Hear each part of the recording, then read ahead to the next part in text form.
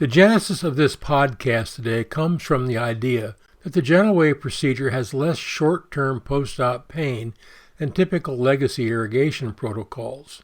This belief came out of a significant number of reports from users who have noticed a decrease in post-op calls after they've introduced the GentleWave into their practices.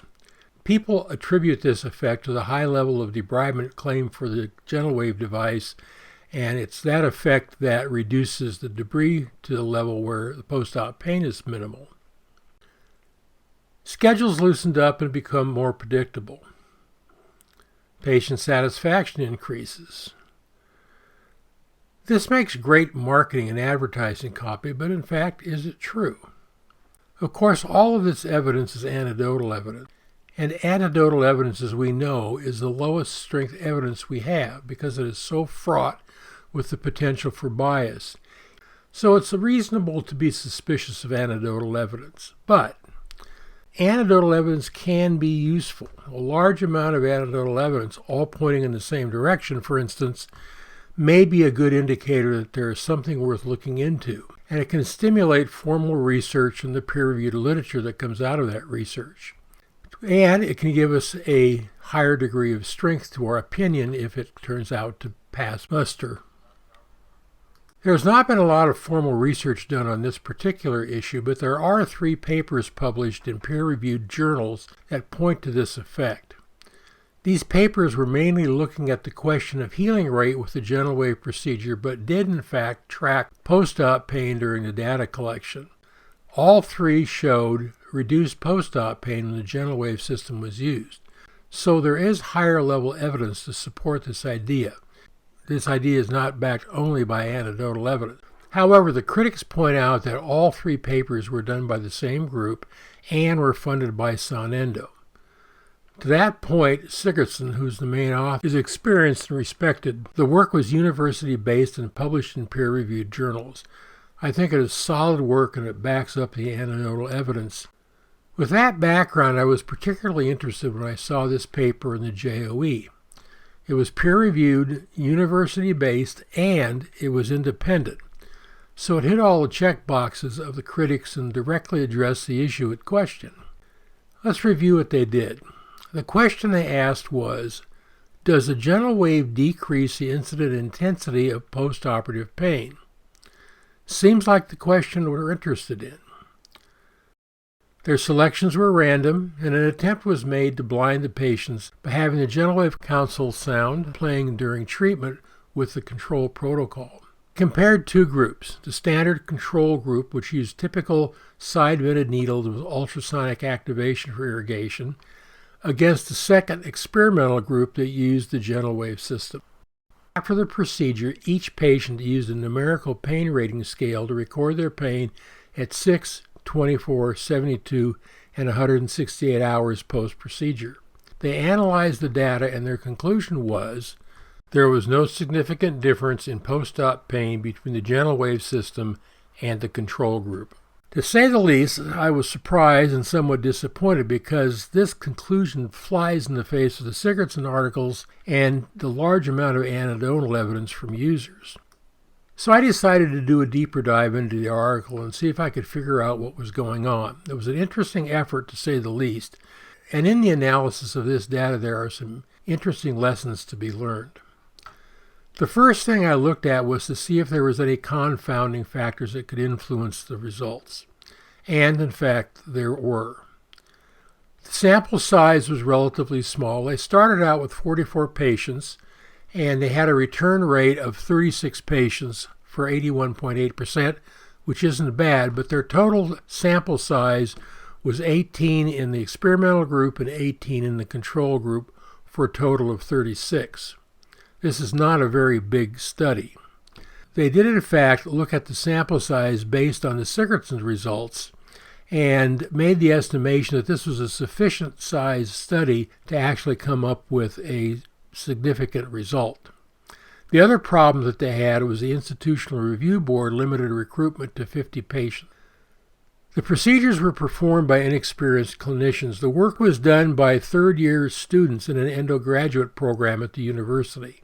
With less experience and clinics not particularly set up for efficiency, This resulted in multiple appointment procedures. In fact, the study had a mixture of 2-appointment and single-appointment procedures. The 2-appointment procedures were actually more in the GentleWave arm than they were in the control arm. And I think it needs to be pointed out that the GentleWave is particularly set up for a single-appointment procedure, and that's one of its strong points, that you can do procedures in one appointment. And this would have been better if all of the procedures had been done in one appointment controlled to that level, but in fact it wasn't.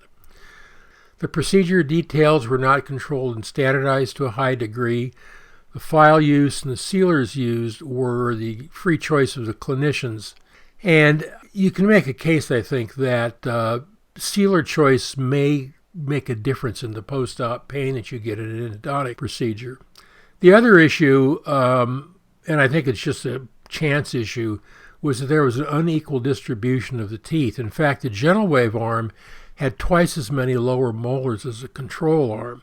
And I personally always felt that lower molars had more pain potential than other teeth did. So all of these factors make the data a bit squishy. To their credit, the authors pointed this out and made suggestions to improve the study if it was to be repeated. But these factors do, in fact, reduce the power of the paper. Before we look at that data and how they analyzed it, I'd like to take a brief sidebar to some simple statistics for a moment. One of the problems that we have in research is how do we compare two sets of data to see if there actually is a difference? To do that, we have to have a simple number that characterizes the data set, the whole data set, then use that single number as a comparison to the other data set, which also has a single number. How do we do that? Just to illustrate this, I've generated a small generic data set here. So looking at this data set, how do we develop a number that actually characterizes this whole data set accurately enough that we think we can compare it to a like data set? Probably the simplest thing to do would be to average the numbers, i.e. add them all up, divide by the total number of data points. That will give you the average, which in this case is 4. The average is referred to as the mean in statistics. Problem with the mean, however, is that any outlier points will influence the average to a significant degree. So looking at this data set again, let's say that we had an additional data point of, say, 16. The average would be way skewed in that direction from that single outlier data point. Now, whether or not this is appropriate depends on the nature of the data set that you're working with. If you feel it's inappropriate and you want to mediate that problem, you can characterize a data set by selecting the central number or the median number. In this case, the median number would be a 3. The median number decreases the influence of the outliers in the data set. Another way of doing this is to look at which numbers just show up the most. And in a big data set, you can do this. The number that occurs the most frequently is the mode. And you can actually have data sets that have no mode or have multiple modes. Which method you use to characterize your data set makes a difference on the outcome of the comparison.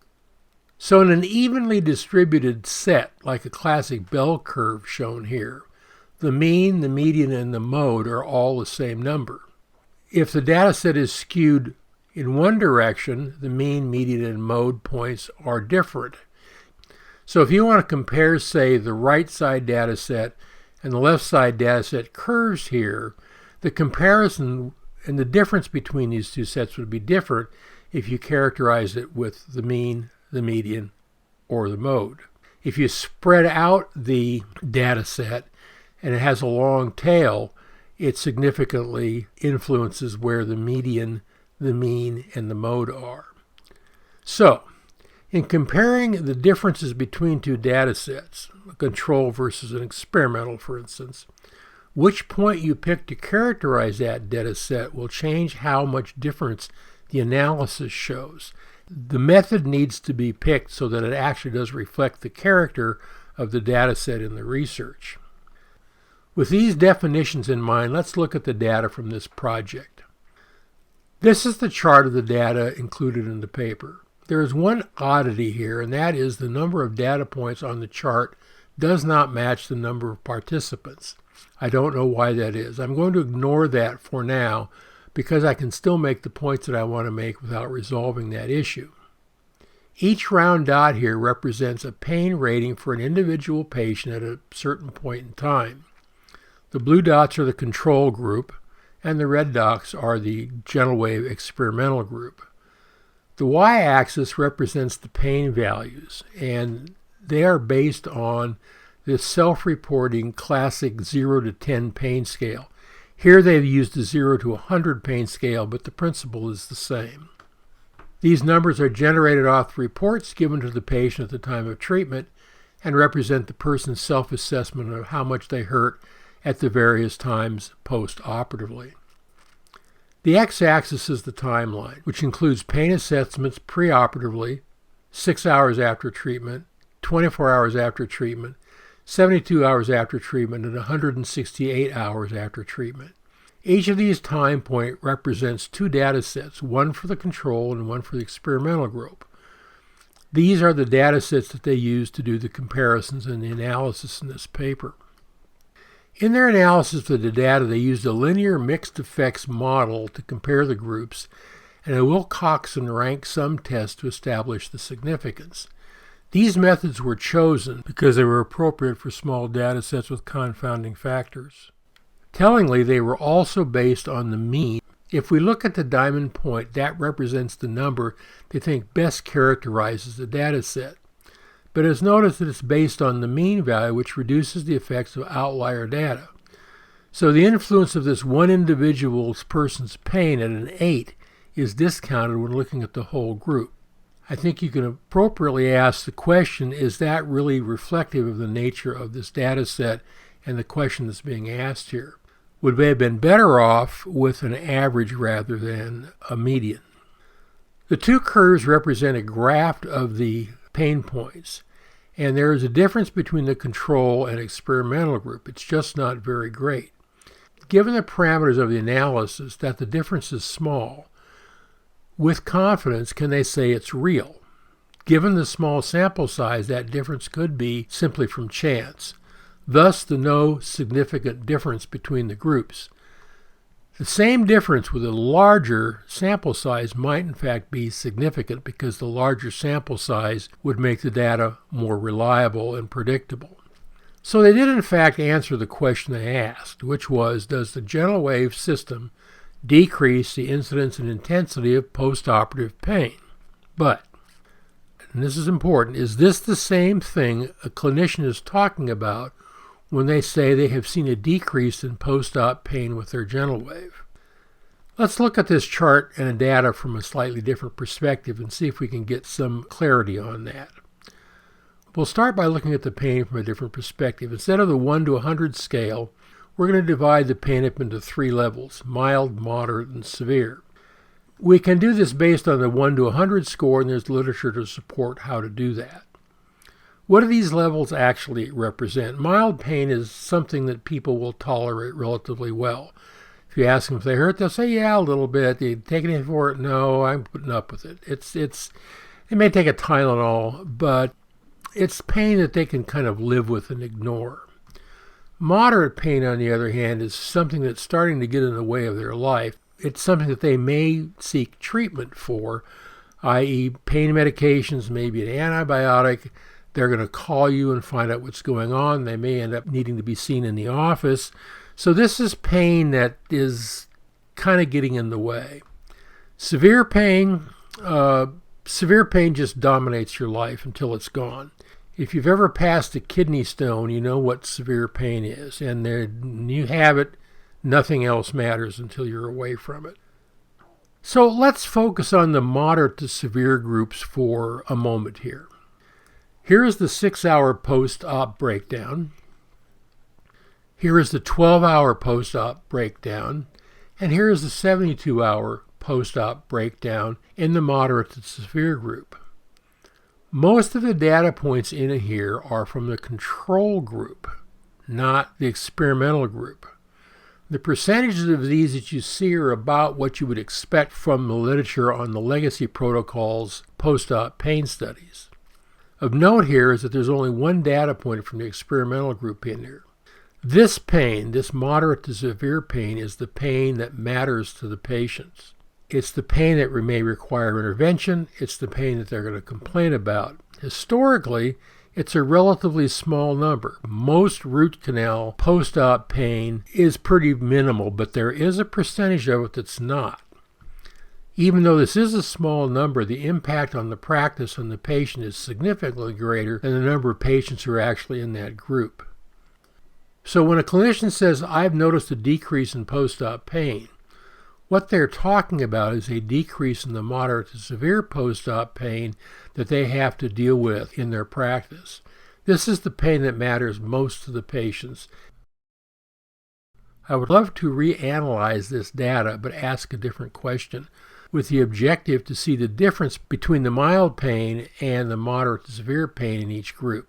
I believe there would be a significant difference, and the data would back up the clinical findings that the GentleWave, in fact, does reduce post-op pain, at least the pain that matters to the patient. If you reanalyze this data, I think you can come out with a result that actually supports the contention that the GentleWave creates much less pain post-operatively than the traditional needle protocols.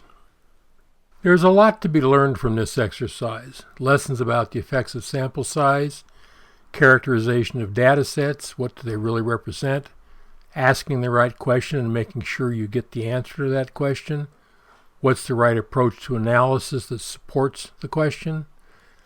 I want to thank you all for attending. If you have any questions or comments, please feel free to contact me.